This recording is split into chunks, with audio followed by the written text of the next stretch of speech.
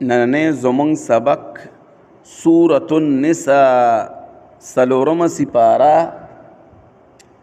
آیت نمبر 19 والے تر آیت نمبر 22 پورے. اعوذ باللہ من الشیطان الرجیم بسم اللہ الرحمن الرحیم سبحانك لا علم لنا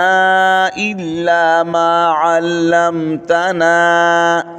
إنك أنت العليم الحكيم. يا أيها الذين آمنوا اے ایمان والو لا يحل لكم ندی روا تاسو لرا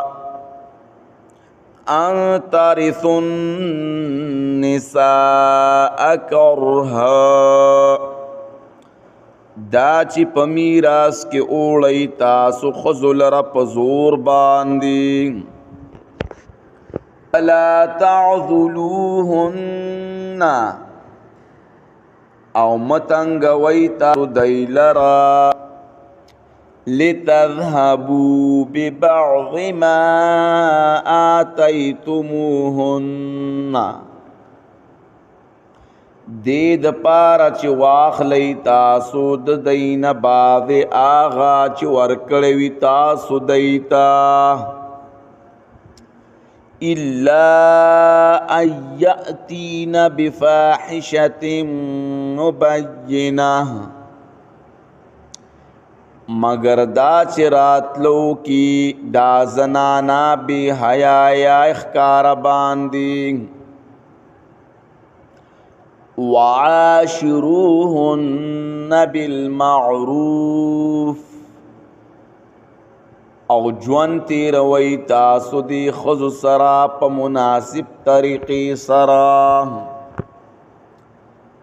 فَإِن كَرِهْتُمُوهُنَّ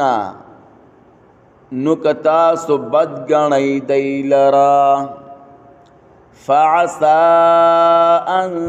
تَكْرَهُوا شَيْئًا نُزَرَدَ چه بد بگنی تاسو یو شی پا اعتبار د ظاہر وَيَجْعَلَ اللَّهُ فِيهِ خَيْرًا كَثِيرًا او بگرزی اللہ پا آغی کی پائدہ ڈیرا وَإِنْ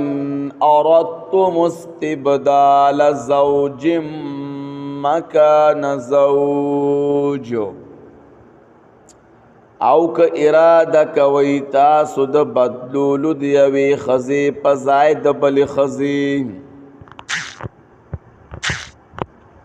وآتیتم احداهن قنطارا او ورکړی وي تاسو یو د دوی ته مال ډیر په مهر کې فلا تأخذوا منه شيئا نما اخلی تاسو دا اغی نفشی اتأخذونه بهتانا و اثما مبینا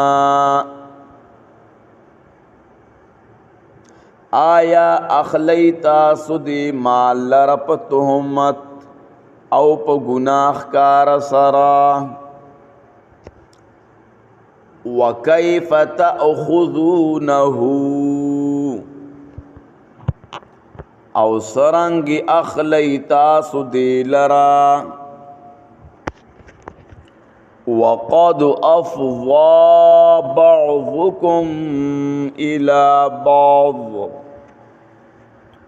او تحقیق سرا رسیدلی دی بعد استاسنا بعض تا وأخذنا منكم ميثاقا غليظا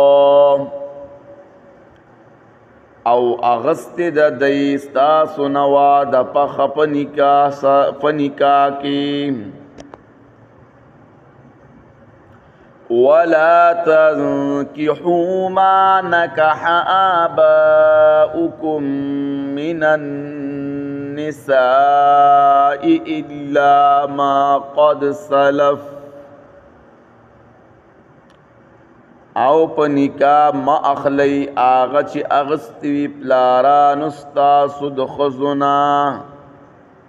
مگر آغا چی مخ کی تیر شوی دی